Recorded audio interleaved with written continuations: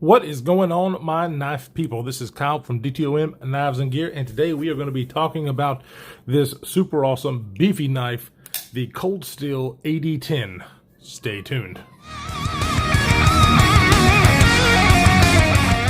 Welcome back, everybody. All right, today we're going to be talking about this beautiful beast of a knife, the Cold Steel AD-10. Before we get started, I would like to do two things. One, if you hear a 3-year-old in the background, it's because he's a 3-year-old and we can't get him to be quiet. Two, this knife was sent to me by my great friend Ryan at Stud Fishing. That is his YouTube name.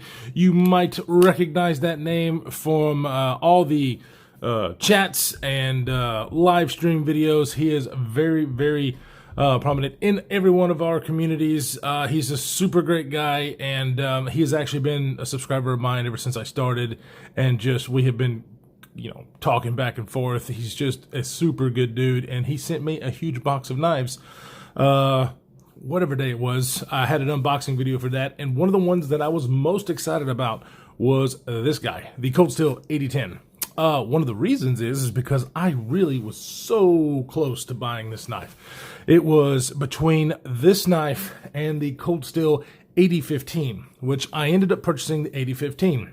That one, of course, has the scorpion lock, and we are going to put those side by side and kind of tell what the differences are. But when I saw this, I was excited. When I put it in my hand, I was even more excited. So you guys know me. If you like big, beefy, overbuilt knives, that's what I like. Not that I don't appreciate the slim profile sliciness of some of the EDC blades out there, but it's bigger knives, just my deal. I love them, and this is definitely one to look at. So let's look at it. This one is big. It's a big knife, It's supposed to be a big knife. Andrew Demko, just an awesome knife maker, knife designer, does a lot of collaborations with Cold Steel. He was the one who came up with the Triad lock, the Scorpion lock, the Shark lock, which is now on the, was it AD-20? Yeah, I think it's AD-20. Which I am so looking forward to checking one of those out one day. But, so I'm a huge fan. I have a few Cold Steel knives.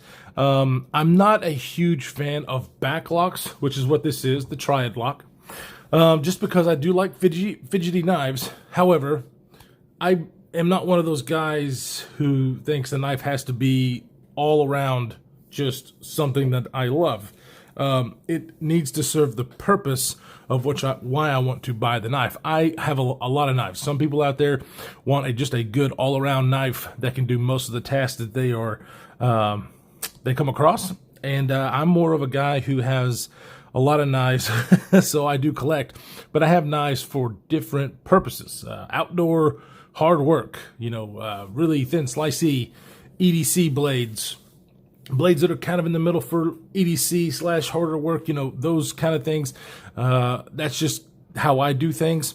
This would be in my category of a hard use folder. The Triad lock, which, like I said, was actually developed by Mr. Andrew Demko, is arguably the strongest lock on a folding knife that there is. I say arguably. Some people think it is. Some people think it isn't. I personally think that it probably is the strongest lock. I mean, you can go and check out some fingerprints, some videos that Cold Steel does on the Triad lock, and yeah, you can basically hang a couple of gorillas from the locking system and it won't fail.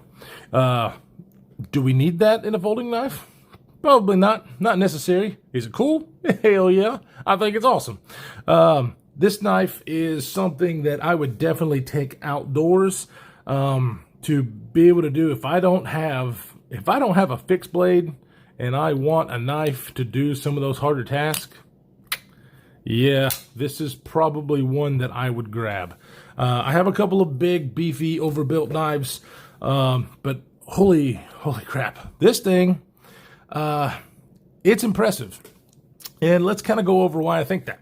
Well, first of all, you have the excellent blade. This is S35VN, which I do like. I like S35VN a lot. I have a lot of knives in S35VN. It's pretty easy to sharpen. It holds the edge for a pretty good long time, and the stainless capabilities is very, very good. So I think it's a great steel. You do on this blade have a drop point style blade with a swedge on the top. Very good looking blade. You have a flat grind. I want to say that I think some people said this is a hollow grind, but this is not a hollow grind. This is like a saber grind where it is flat. It comes up to about there. So it's a pretty wide blade, and it's not thin behind the edge. It is not made to be a knife that you take out and slice apples with. It's about 28 thousandths behind the edge, but super duper sharp, and it does cut very, very well. I'm telling you guys, I know you've probably heard me say this before, but every single knife that I have received from Cold Steel comes with a wicked sharp edge. And guess what? This one was no exception, and this is a used knife. I'm not sure if Mr. Stud Fishing Ryan over there has actually sharpened this blade. I really don't, but it's sharp. And the reason I know that is because one thing that I don't like about it, a triad lock, and in this configuration, is because when you do want to relieve this thing, there's not really a good spot. Like if you were to put your finger there and close it down, it stops it. That's fine, and that's the way you really need to disengage the knife. Just put your finger way up there, disengage it, and it comes down and hits your finger right below the cutting edge. However, I did not do that, and so you have to be careful with this, because when you disengage that lock, it comes back. If your hand's not or your finger's not right there, it comes down and boom, it will cut you. And it did cut me. So definitely something to look out for. It would have been kind of nice, I think. It's not really a forward finger choil. I don't think it's really a forward finger choil, but it's a place where you can put, one knuckle up here and get a good hold on this knife. The ergonomics are great. We'll talk about that in a second. But I kind of would like the sharpening choil to have been done better. That's really one of the only complaints I have about the blade. You do have some very beefy thumb studs that work absolutely great. Well, I'm trying to be careful. See how that almost got me? They work great. They are huge pyramid style thumb studs that just work. I mean, they're kind of sharp, but it really doesn't bother me. This is a work knife, for heaven's sake. So, but anyways, the G10 is done phenomenally. I love the way they did the scales for this knife. It is not a grippy, but not smooth either, about that perfect kind of texture. And it is rounded and contoured. The G10 makes this thing, and the shape of it makes this thing an ergonomic wonderland. It really fits the hand well, especially my big old meat hooks.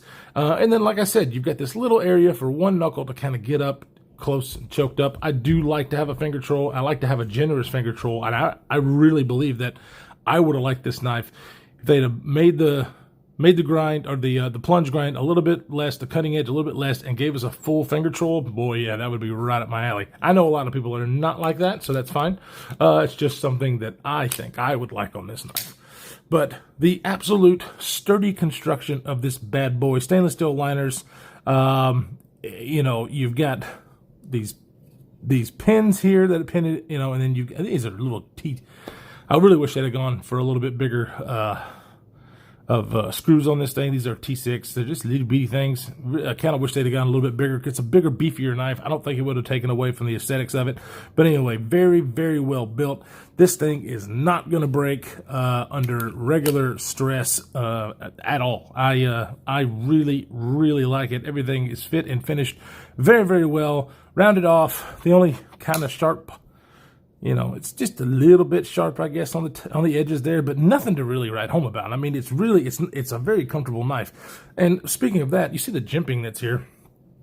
The jimping that's here is not aggressive. It's huge, but it's not aggressive or sharp. I prefer the tighter jimping, but if you're going to do it, it's only really got a couple of little humps right there.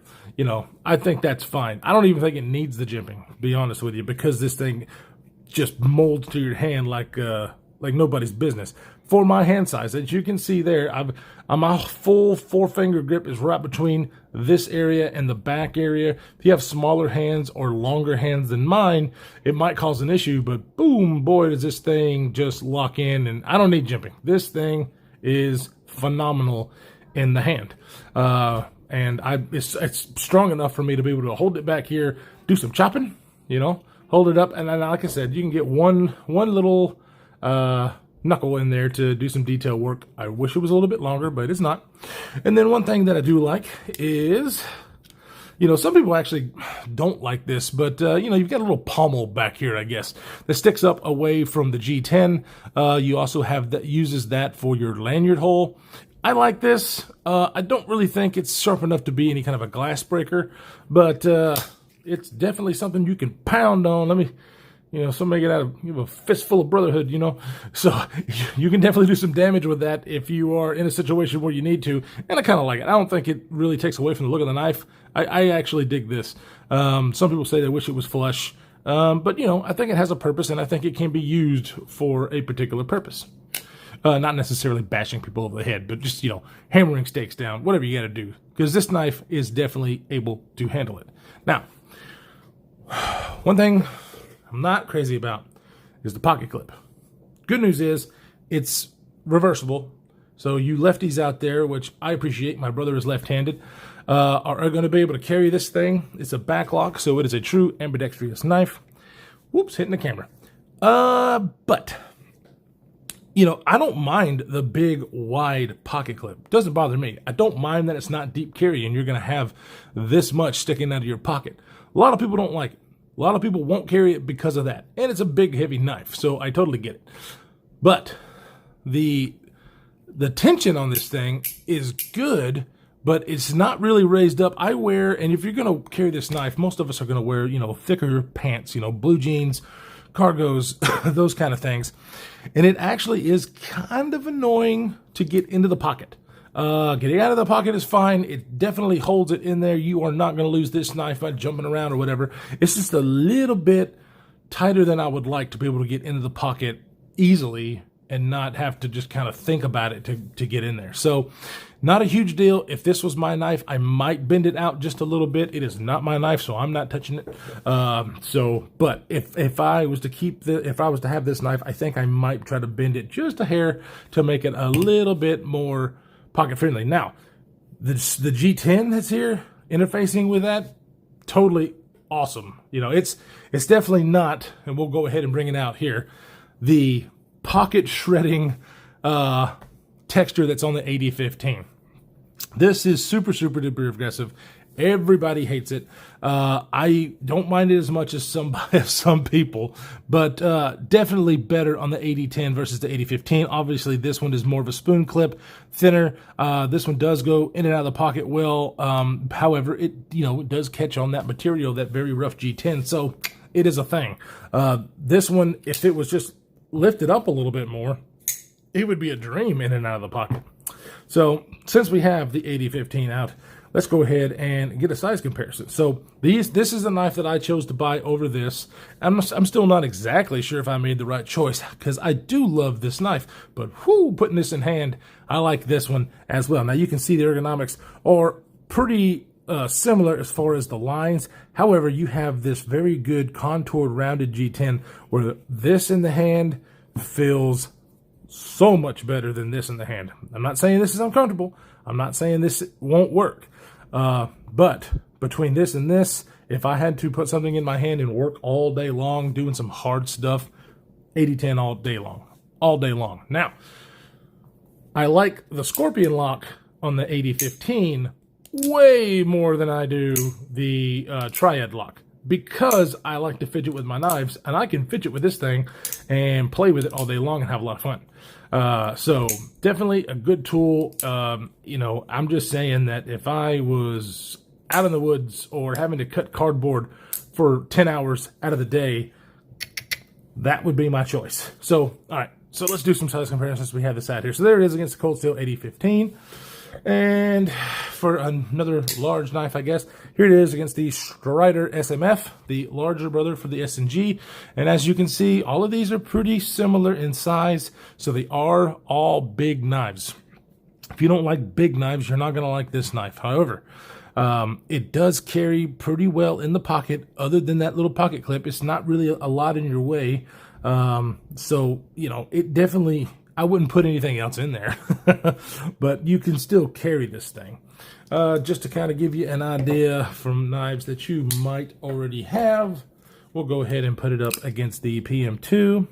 As you can see, it definitely is bigger than the PM2. And of course, I have a Shaman, and I want to show the Shaman, but my Shaman is currently wearing some Strider-esque scales that I purchased from a friend on Instagram, and I wish I kind of had it another one. Oh, I'm gonna get another Shaman, but just to kind of show you, you know, this makes it a little bit longer, but you know, you kind of get the idea for the Shaman, even with these extra scales on there. So big beefy knife, you know, big overbuilt, just freaking monster. I really think you are going to be hard pressed to break this thing. Now, the only other cold steel knife that I think might outdo this as far as toughness is probably the 4-Max. And I do not have a 4-Max. I thought about it. Boy, did I think about it. It's bigger than this. It's got 20 CV steel, some contoured G10 handles kind of like this, but freaking hey, are they proud of those things. They're really expensive. And, of course, there were a bunch of other knives that I wanted to purchase before something like that. So if I could find one on the secondary market for a reasonable price, I would probably pick that up. And I would love to get one in my hand. Even the 4-Max Scout, which is the cheaper version. It's a little bit smaller, but still a big beefy knife. I would love to be able to get my hands on that and try it as well. Because, man, I tell you, Cold Steel, they make some damn good knives. Every one that I've gotten, I've really been happy with. I have a Cold Steel Voyager XL Tonto. That knife is huge. Came razor sharp. I could seriously probably shave my beard off right now with that thing. And it's so much fun because it's so huge. It's got, you know, the FRN handles on that thing, which I'm not crazy about, but the triad lock, you just can't deny the triad lock is just so strong. So, you know, it is what it is. Speaking of that, you know, everybody talks about this hole right here and about you can put like a pin in there and it's not gonna. I don't think this thing would break over any kind of even hard use. I'm not tested it. I'm not gonna test it. However, I just think, you know, if you wanted to put this thing and do some batoning, you know, some light batoning and really some chopping, I think this knife could totally handle it. 100%. Like I said, you can't take it to the bank because I haven't done it. I have seen some videos of some guys doing it, though, doing some really wacky spine tests and whatnot, and then Cold Steel does their own videos, so you can go watch that. I really think this is probably one of the toughest knives that I've ever had in my hand as far as just, yeah, I'm not worried about it's going to break. Now, I've got a bunch of, am I worried that my Strider is going to break? No. But, you know, do I think that the frame lock might be a bit of a problem under some really bashing forces? Maybe. Probably more so to fail, not really fail, but kind of get this lockup not to be perfect if I was to do it with something like this versus the triad lock. It's just the way I feel. I'm not a huge backlock fan on a daily carry basis because I like to fidget through my knives throughout the day. But man, if I was having a bug out and know that I was going to be outdoors, yeah, AD-10 all the way. All the way. So I'm probably going to have to pick one of these up eventually. I keep saying that. All these people are enablers. You're making me spend money, guys. Ryan, what the hell? Come on, man. But I'm so happy that he sent this over. I'm really, really glad that I was able to experience this and put it in hand because, yep, I'm a huge fan. I've always been a fan of Cold Steel, though. I mean, I really have. Some of their models I'm not, you know, crazy about. There's a few out there that I probably would really love. I just haven't handled. The Lawman, the Code 4, all those knives. You know, the Code 4 I think is pretty slim, but still a big knife. I bet I would probably love all those guys. But I haven't had a chance to see them, but freaking A, do I love this one. So as far as anything else, I don't know if there's anything else I want to say about it other than if you've been on the fence, I definitely pick it up if you've been on the fence and you're like, I don't know if it's a knife for me. If you're looking for an outdoor or just a hard use knife, I don't think you can go wrong with this. Now, here's one thing that's kind of crazy to me. I went to Amazon and I found one of these guys for 132 bucks, 133. That's a steal. Hell yes. Now, I went to Blade HQ and it was 192 bucks. So I'm not sure what's going on there. You know, I've never been scammed by Amazon at all, ever. But holy crap, 132 bucks all day, every day would I buy this knife. 100%. $192?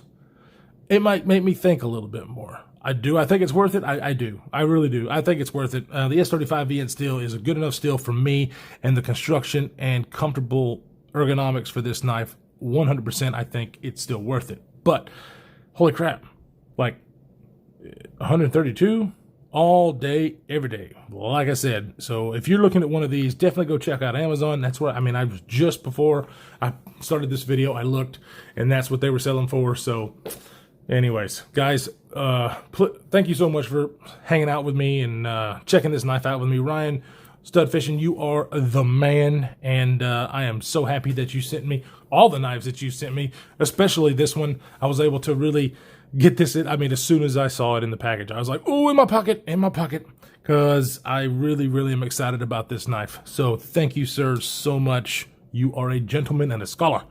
So, guys, this is about it. I really appreciate you stopping by. Hit that subscribe button and like button if you are new. I do giveaways every month, so hit the notification bell and you'll be notified when I do that. We have a lot of knives to go over. I've gotten knives from Stud Fishing and from some other folks that I haven't gotten done yet. So I am really trying hard to get some of this stuff out. I really appreciate everybody for stopping by. Please be safe in this crazy world that we're living in, and we will see you in the next one.